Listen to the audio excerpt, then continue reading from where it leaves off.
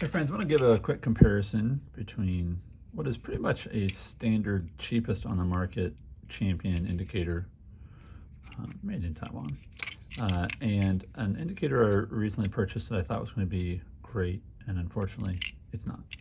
Made by Team3.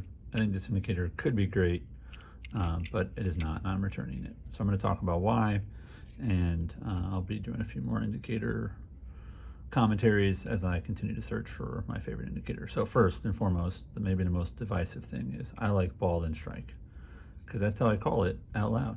I call balls and strikes. In my head, I keep balls and strikes.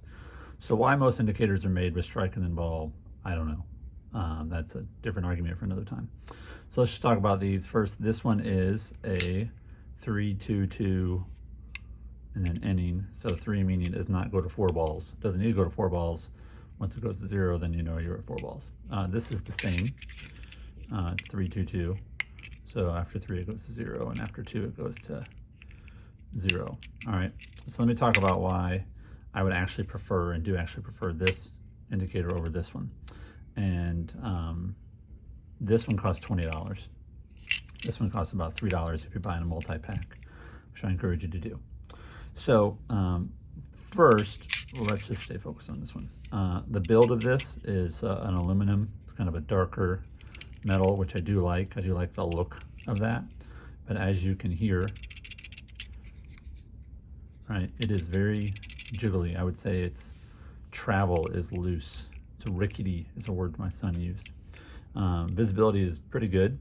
But as you can see here, they just move a lot. So I'm not sure whatever they did when they manufactured these that they couldn't do when they manufactured these. Obviously there's no travel whatsoever in these. There's no movement. There's no shaking or whatever in that.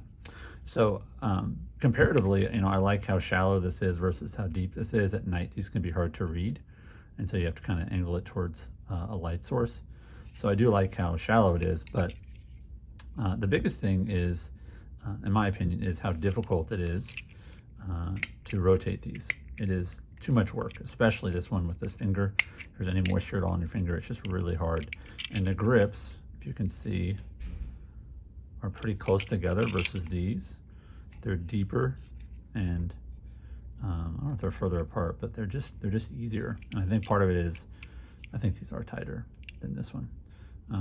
So this is just so much easier to rotate, and then just the tension on these is really really hard until then there's no tension and it's super loose.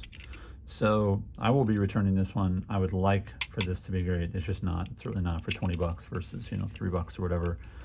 Durability wise, I'm sure this would last longer, but I just don't like the feel of it. I actually would like for it to be maybe even a little thicker, but the travel is too much on this. It's too difficult to turn, and I have turned them a lot to try to loosen them up. So decent build quality, too much travel.